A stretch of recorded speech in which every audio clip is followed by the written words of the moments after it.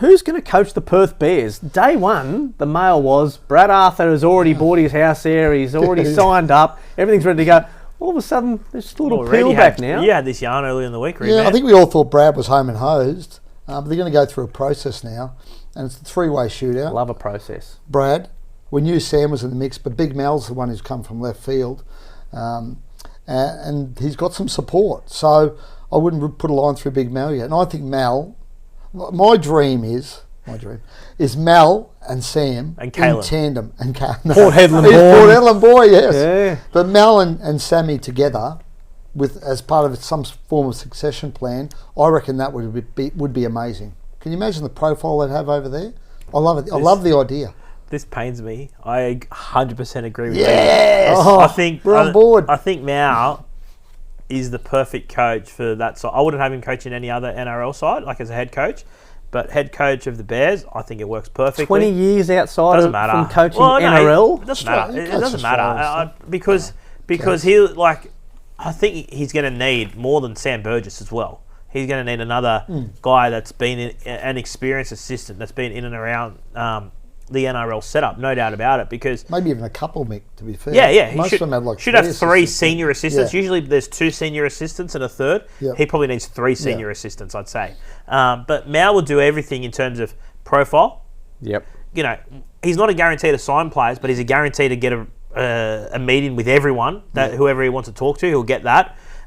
He's really big on community, and we've seen him do that with the Kangaroos and from the bottom up. And I think all the things that this Perth franchise needs off the field, Mal will bring it, right? And he's good at bringing groups together. He's good at doing that stuff, and the hands-on coaching will be some of the others that he gets in. I think he's the most logical appointment. Yeah. He's huge on culture too, and they need to get the culture right from day one because they're in a turf fight with the AFL.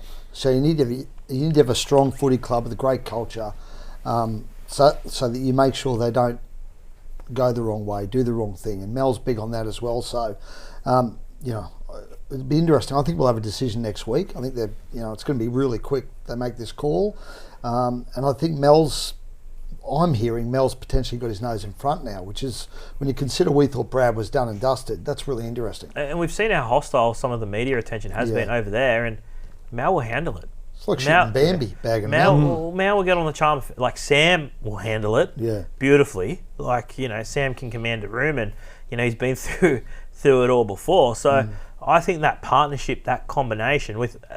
It's got to be more to the coaching staff, right? That's not obviously the finished product. Yeah. But them as a 1-2 punch with a few others surrounding them, I think it's perfect. I think the other huge thing Sam brings is he knows Super League, and I think they're going to have to raid Super League because I think they obviously need player numbers. Yep. So he knows Super League really well. English players love him, respect him, adore him, right? So instantly you've got that in your favour. And rugby union, Sam knows rugby union as well. I mean, he didn't have a great stint in rugby, obviously, but he's played rugby union. He knows rugby union. He'll know players to go after. So I think that's where Sam's really advantageous for Perth. Yeah, and that's the good in here is the fact that you're a direct flight back to England, 17 hours.